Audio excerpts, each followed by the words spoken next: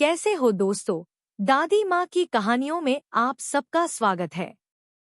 हर बार की तरह आज हम कुछ नया सीखेंगे, वो भी कहानियों के जरिए। हाँ दादी माँ, आज कोई नई कहानी सुनाइए ना। अच्छा आओ बच्चों, आज मैं तुम्हें एक प्यारी सी कहानी सुनाती हूँ। बहुत समय पहले की बात है। एक हरा भरा सुंदर जंगल था। उस जंगल के बीचों बीच एक साफ सुथरी नदी बहती थी। नदी का पानी इतना साफ था कि नीचे पड़े कंकड़ और तैरती हुई छोटी छोटी मछलियां भी साफ दिखाई देती थी। नदी के किनारे रंग बिरंगे फूल खिला करते थे, जिन पर मधुमक्खियां गुनगुनाते रहते थे। इस जंगल की एक और खासियत थी। वहां छोटी छोटी पहाड़ियां थीं, जिन पर चढ़कर पूरे जंगल का नजारा देखा जा सकता था। जंगल के सभी जानवर आपस में मिलजुल कर रहते थे। बड़ा हो या छोटा, हर जानवर एक दूसरे की मदद करता और सब मिलकर प्यार से जीवन बिताते थे। इसी जंगल में एक बंदर रहता था। उसका नाम था लल्लू।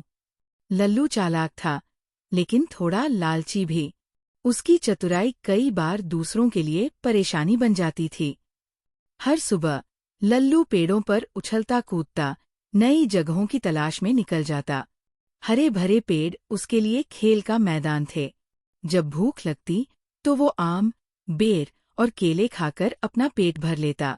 लेकिन उसके मन में एक ही ख्याल हर रोज आता, काश जंगल के सारे फल सिर्फ मेरे पास होते तो मैं सबसे अमीर और ताकतवर बंदर बन जाता। एक दिन लल्लू ने देखा कि हिरन और तोता मिलकर काम कर रहे हैं। लल्लू उन्हें देखकर हंसने लगा और मन में बोला, ये कितने मूर्ख हैं, सब कुछ बांट रहे हैं। अगर सारे केले मेरे हों तो मुझे किसी की जरूरत नहीं। अब लल्लू ने एक फैसला कर लिया। वो एक ऐसा पेड़ ढूंढना चाहता था जो केलों से लदा हो, बस उसी का हो। अपने सपने को पूरा करने के इरादे से लल्लू एक दिन जंगल के अंदर चल पड़ा। उसका इरादा था कि वो एक ऐसे पेड़ की तलाश करे जिसमें केले बहुत सारे और बड़े हों। वह दिन भर जंगल में छुप छुप कर घूमता रहा। नदी के किनारे और पहाड़ियों के ऊपर भी चढ़ गया। बहुत दिनों की मेहनत के बाद उसने एक ऐसा पेड़ ढूंढ ही लिया जो केले से भरा हुआ था। वह पेड़ जंगल के सबसे ऊंचे पहाड़ के पास था। जब उसने पेड़ को देखा, उसकी आंखें खुशी से चमक उठी। ये तो मेरा सपना सच होने का मौका है, उसने सोचा। केले बड़े, पीले और मीठे दिख रहे थे। लल्लू अपने दिमाग में एक योजना बनाने लगा। उसने सोचा, अगर मैं इन सभी केले को अपना बना लूं, तो मैं जंगल का सबसे अमीर बंदर बन जाऊंगा और किसी की जरूरत नहीं पड़ेगी। उस दिन से उसने अपनी योजना को अंजाम देने की तैयारी शुरू कर दी। लल्लू ने दिन में छुप छुप कर पेड़ के आसपास देखना शुरू कर दिया और रात को अपना काम करने का फैसला किया, ताकि कोई उसे देख न ले। एक ठंडी और अंधेरी रात थी। लल्लू चुपके से अपनी गुफा से निकला और धीरे धीरे बड़े केले के पेड़ की तरफ चल पड़ा। उसके दिल की धड़कन तेज थी, लेकिन उसका जज्बा और भी तेज था। लल्लू पेड़ के पास पहुंचा और बिना वक्त गवाए पेड़ पर चढ़ गया और तेजी से केले तोड़ना शुरू कर दिया।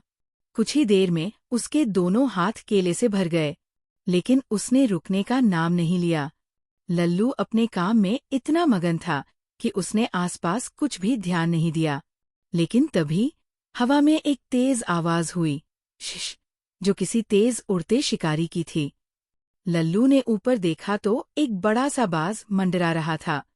उसके तीखे पंजे और तेज नजर ने तुरंत लल्लू और उसके हाथों में भरे केले देख लिए। बाज की तेजी और शिकारी दृष्टि देखकर लल्लू घबरा गया। उसका दिल तेज धड़कने लगा, लेकिन उसने अपने केले छोड़ने का नाम तक नहीं लिया। बाज ने एक जोर का झपटा मारा और लल्लू जमीन पर जा गिरा। जमीन पर गिरकर लल्लू दर्द से कराहने लगा। उसका शरीर तो चोट खा चुका था, लेकिन उसका दिल और भी ज्यादा दुख रहा था। उसके सामने बाज उड़ता हुआ दिख रहा था और उसके केले उसकी पहुंच से दूर जा चुके थे। तभी एक समझदार कछुआ धीरे धीरे अपनी चाल से वहां आया। कछुए का नाम भूरा था और वो जंगल के सबसे पुराने और ज्ञानवान प्राणियों में से एक था।